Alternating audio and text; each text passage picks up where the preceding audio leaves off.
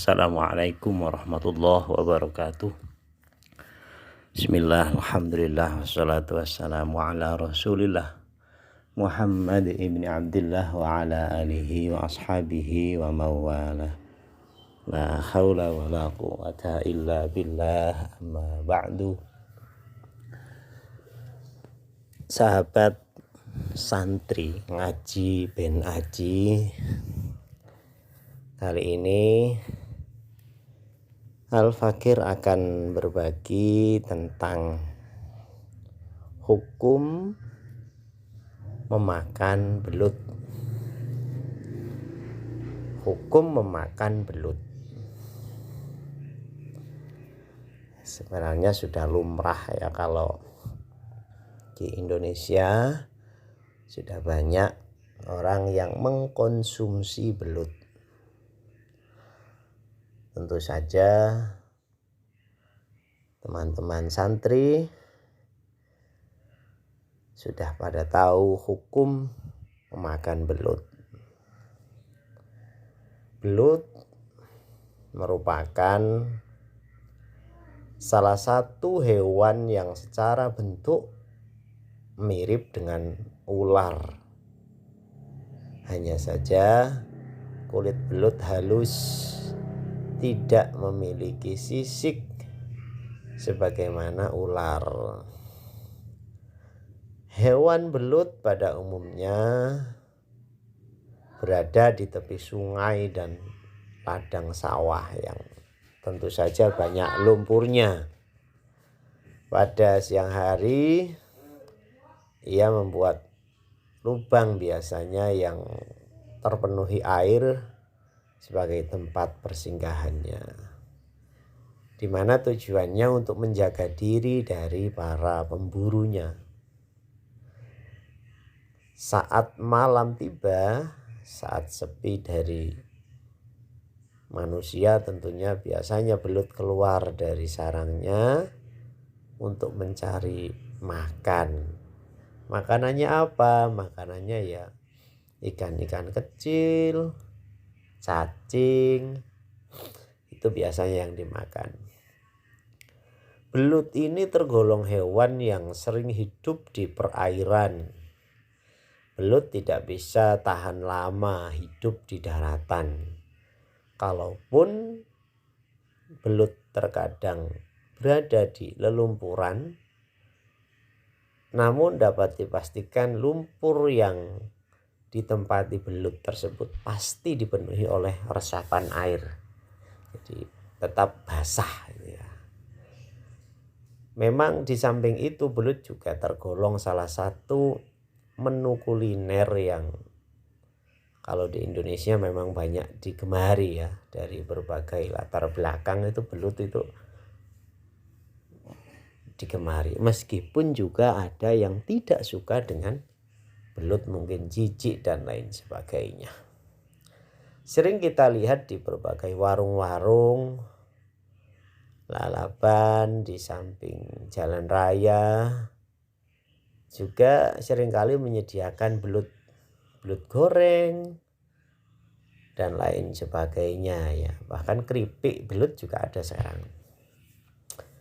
Lantas sebenarnya halalkah hukum mengkonsumsi belut itu?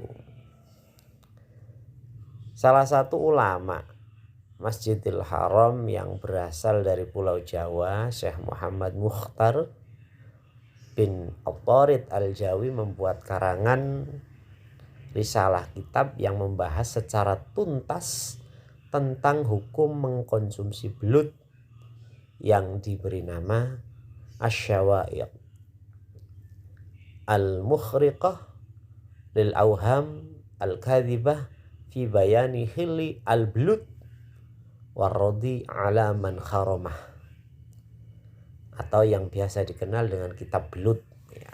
Mungkin teman-teman santri ngaji ben aji sudah ada yang tahu tentang kitab belut ini. Memang ya dulu Al-Fakir juga kenalnya ya ngaji kitab belut gitu ya. Kitabnya tipis, memang tidak tebal ya. Konon kitab itu dikarang bermula dari banyaknya ulama dan masyarakat Hijaz pada saat itu yang salah faham dalam menggambarkan hewan belut itu.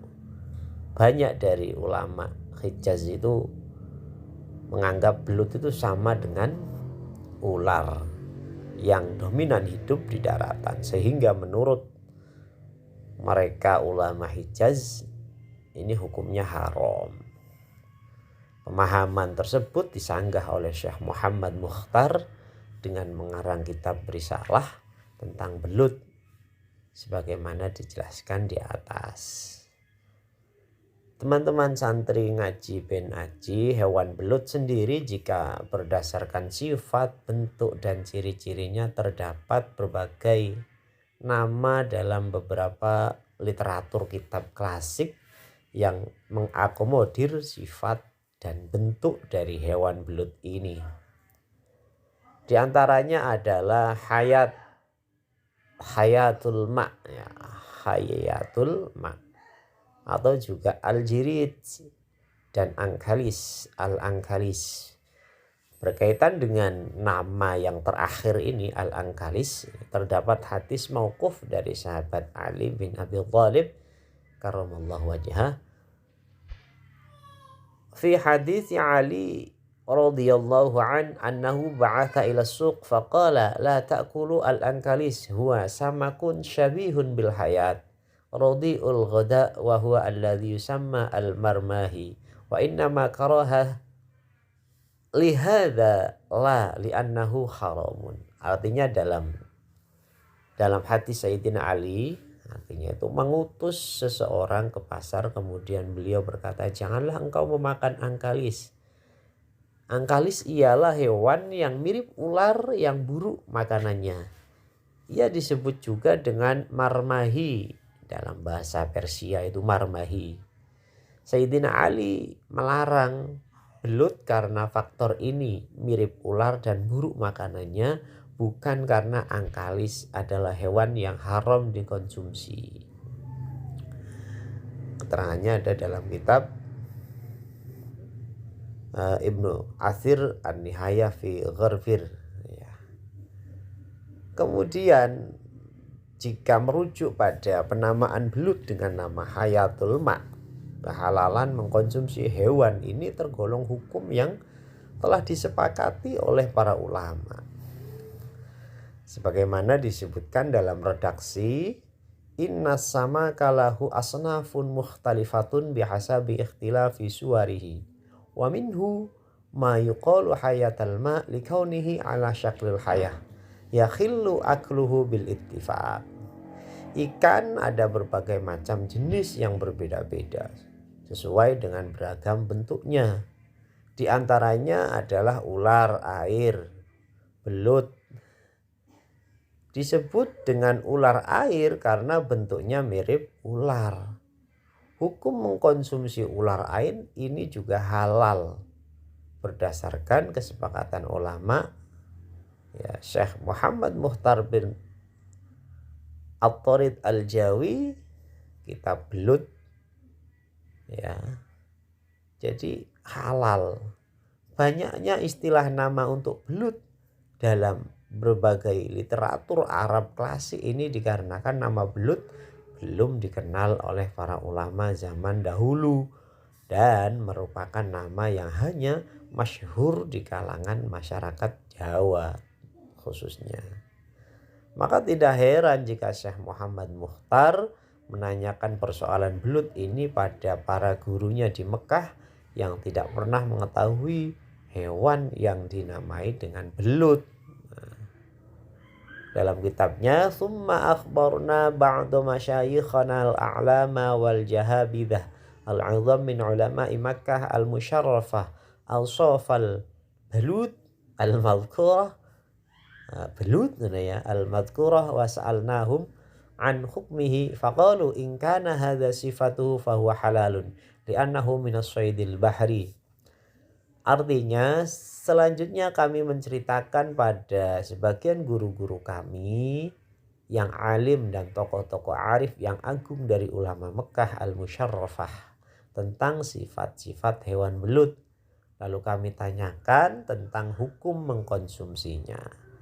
Maka mereka menjawab, jika hewan belut ini sifatnya sebagaimana yang engkau jelaskan, artinya kan Syekh Mukhtar kan menanyakan kemudian menjelaskan belut itu begini gitu ya. Maka hukumnya adalah halal, kata beliau para ulama, para guru-gurunya itu. Sebab tergolong bagian dari binatang buruan lautan. Dengan demikian, teman-teman santri ngaji ben aji semuanya dapat disimpulkan bahwa hukum mengkonsumsi belut adalah boleh dan halal. Sebab apa? Sebab hewan belut masih termasuk kategori ikan yang kehalalannya secara tegas disebutkan dalam nas hadis. Kehalalan mengkonsumsi belut ini juga memastikan kehalalan menjual atau membeli makanan belut sebagaimana yang sering kita amati di berbagai rumah makan dan warung lesehan, atau bahkan sekarang sudah banyak di supermarket belut goreng dan lain sebagainya, keripik belut dan macam-macam begitu ya teman-teman. Itulah hukum belut ya yang bisa disampaikan dalam channel sederhana ini, Santri Ngaji dan Ngaji. Mudah-mudahan bermanfaat. Wallahu alam bishawab. Wallahul muwaffiq ila aqwamit thoriq. Wassalamualaikum warahmatullahi wabarakatuh.